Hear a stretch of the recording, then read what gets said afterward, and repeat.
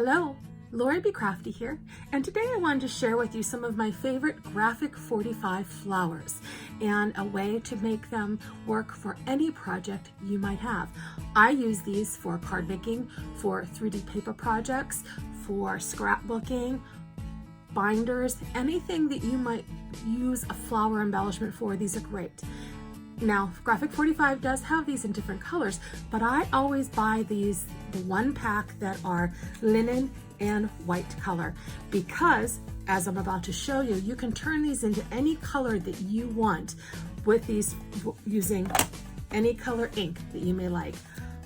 And so I chose some very interesting inks for a project that I'm working on, a teal and a purple. And this is what they look like when they are done. And this is how they started. So this also works on the linen as well too. Just know that when you do it on linen, it will become a little bit darker. So let's get started with this technique. I'm going to choose two of my flowers here today. And I always work on my Tim Holtz glass mat. This is a perfect medium to work on because you can do this project right on your mat. All I'm gonna do is smush some ink into the color side, into this white side here, so I can see what I'm working with. And that is kind of the violet purple, and this is the teal. The teal's a little bit juicier than the violet, but that's all right. We can make them work because we are going to wet these down anyways. So I'm gonna keep pressing it in to get as much color as I can transferred. And then I'm simply going to spray to kind of bring that water up.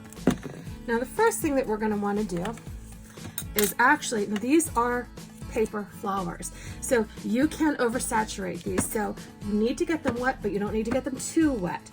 Even if you do get them a little bit too wet, don't worry, you let them dry, they'll be fine. So I always spritz this first just to dampen it, and I peel back slightly these edges.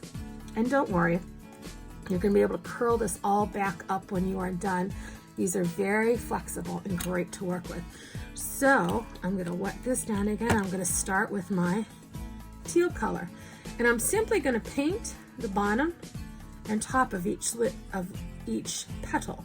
I'm going to work my way around the whole flower and work the color in. It is important to do top and bottom of each petal, because when you spread these out, you don't know how they're going to lay on your project. You want to make sure you have full saturation of color. There we go, that is the bottom. And then I'm going to peel this in slightly. And like, as I said, remember, you're going to be able to curl these back up. Don't worry about it. As long as you're not cranking too hard on them, they'll be just fine. Now this is coming out a little darker than I wanted, so I'm going to add a little bit more water here. And I'm not using a special paintbrush here. I do use special watercolor brushes when I'm doing watercolor in paper, but this is just a general paintbrush that I want to use to spread color. And don't worry if it looks blotchy like that, because you know, everything in nature, it's not perfect, is it? You don't want it to look like a perfect color. And this will dry, it'll dry a little bit darker with a little variant on there as well too. So let's do the inside of that.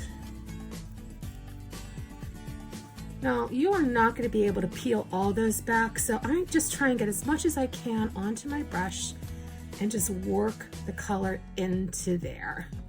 And you'll see that it works just fine.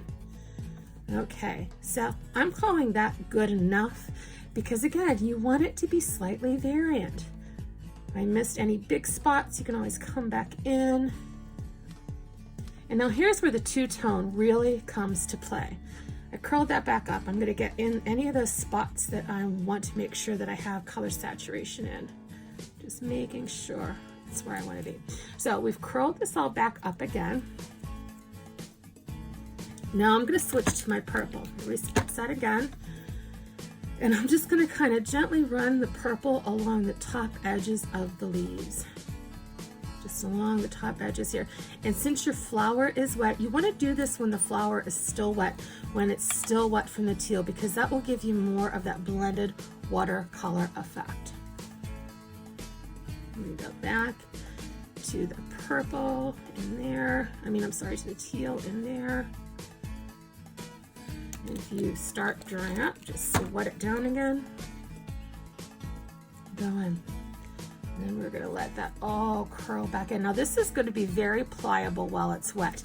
After you dry, it'll stiffen up again. It's paper, as I said.